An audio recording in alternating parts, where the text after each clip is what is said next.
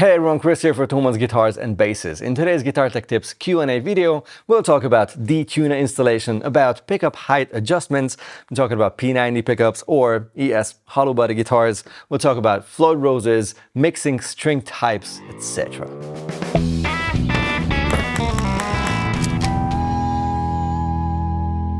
First question is from Guatemala 3D. Do you have any video about pickup height adjustment on ES style guitars? When we're talking about ES style guitars, we're talking about hollow body guitars, right? The one with the F-hole and bigger body, hollow inside. You don't have to treat these guitars any different than if it was a Les Paul or an SG or anything else with humbuckers or with P90s, as a matter of fact. The fact that the body is different or bigger or wider or just that the guitar sounds differently doesn't change a lot. The core setup, the safe zone, which is between 2 and 3 millimeters for the neck pickup and around 2 millimeters for the bridge pickup. We're talking about the distance between the string and the highest point of the pickup when the string is not pushed down, of course. That is the same for whichever guitar. So it's going to be the same for a hollow body as well. On my guitar, this is a 330L, an ES 330L. It has two humbuckers. It is pretty much identical to a 335, by the way, just with a fully hollow body. The neck pickup is 2.5 millimeters under the low E string, and the same thing goes for the high E, so 2.5 millimeters, 2.5 millimeters, and here we're talking about 2 millimeters distance between the top of the pickup and the string. If I push down the string at the last fret, which is again a way to measure the distance between the pickup and the string, then the neck pickup is about 1.5 millimeters on both ends, low and E and the high E string. The bridge pickup stays around 2 millimeters. That's a pretty good first setup. Try that, and if it works, you're good. If not, you can still adjust it, of course. And while we're talking about pickup setups and pickup heights, this is a very similar question. This came from the Chance123. How about a P90 or Jazzmaster style pickup? Thanks. We're talking about pickup height, of course. P90s are really mid-focused, kind of hot single coil pickups. For that reason, I wouldn't go too close with them to the strings because they'll distort every clean amp. What's the point then, right? So you want to be careful with how close you get to the strings with P90s. A Jazzmaster pickup is built differently as well compared to a P90. The pole pieces are the magnets on a Jazzmaster pickup, same thing as with Telecaster and Stratocaster pickups, which means that you have to be careful how close you get to the strings, especially in the neck position.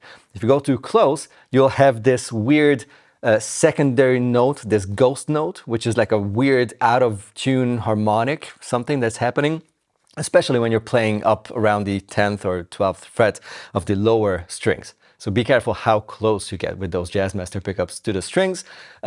Start around 2.5 millimeters when the strings are not pushed down. And then see if that's enough or too much already and adjust accordingly. P90s, at least 2.5 millimeters under the strings.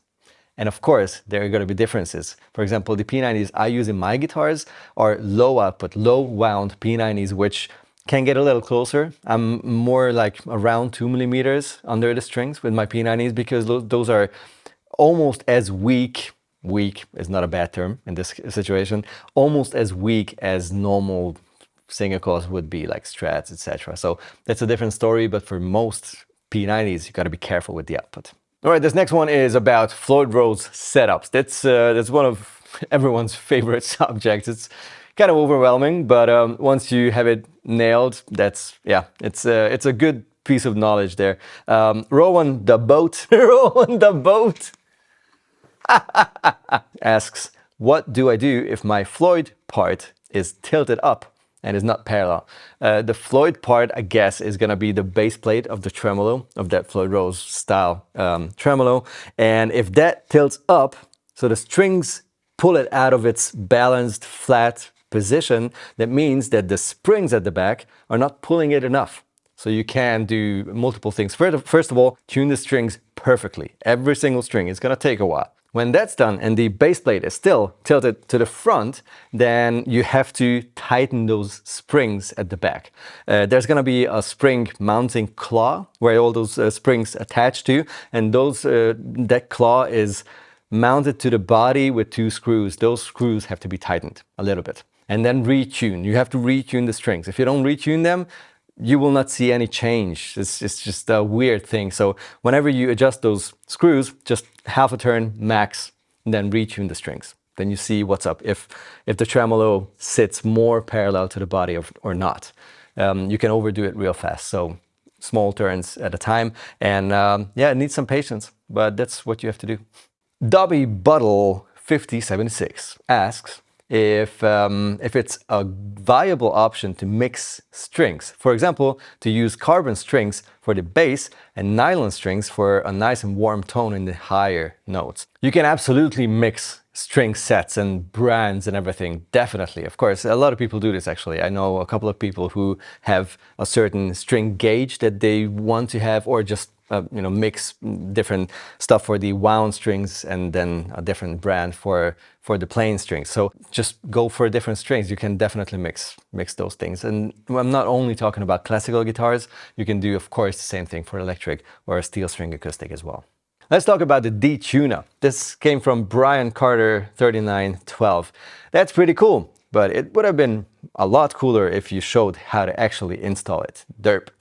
The EVH D-Tuna is super easy to install. You literally just undo that long black screw that holds the little clamp in the Floyd Rose and put on the new one, which is longer, that comes with the D-Tuna itself.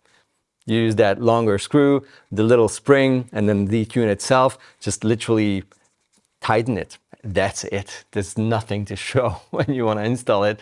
The only thing that you have to be aware of is that you have to have a certain type of tremolo, otherwise this long black screw that kind of holds it in place will just not be compatible. Mivani84 asks, I have an annoying crackling on my neck pickup when touching the pick guard. That is a classic static issue. That's when the guitar, or at least the pick guard of the guitar, charges itself up, and then you have this static noise. You can definitely do something about it. It's just really hard to give you the answer. Because it always depends on so many things, what kind of instrument that is, if there's any sort of an isolation between the pick guard or the guitar, etc. So what I would recommend doing is check out the videos where we talked about these static issues. I'll put the link of those, at least one video, I think it was 2 already, where we talked about this. I'll put the link in the description box. You will get your answers there. And also you can check those comment sections out, because a lot of people wrote and shared their experience with how they solved this issue with static noises. So yeah, I hope that helps you. And the last question is from Marco Chomba 8755. We're talking about acoustic guitar setups, but this is not just relevant for acoustic guitar players. Your video is great. Tell me one thing. Every time you change the tension or string gauge, for example, if you go from 12 to 11 or the other way around, do you have to recalibrate everything again? Kinda yes and kinda no. It depends on how big that change is, of course. If you go from 11 gauge strings to 12s, your neck might come up just a tiny bit, so you might need to tighten the truss rod ever so slightly. It's not gonna be a huge change, and it depends on the instrument. Some guitars don't react to that mild change that much, and some will. It's also dependent on the climate you're living in. If it's a very ideal climate where humidity is not an issue, your guitar is going to be much more stable. If it's in one of the extremes, too dry or too wet, it might be very different. So expect some adjustment needed, but it's not going to be wild unless the change is big. Like you stick to the same string gauge, but go 2 full steps down from E standard to C standard. That is like a big difference. Same goes, of course, in the other direction. That is where you definitely have to expect wild changes, but intonation or anything like that, when you go from 11 to 12 or on electric from 9 to 10, it's not really a big deal. Thank you so much for watching. Of course, if you have any questions regarding anything on your guitar's setup, issues that you have, just hit us up, write a comment. I'll read them, of course, and we might see each other in our next Q&A video. And of course, don't be afraid of setting up and fixing your guitars yourself. It's time to become your own guitar tech. That was better. Do you have any videos about pickup height adjustment on ES style guitars? Nope. Next question.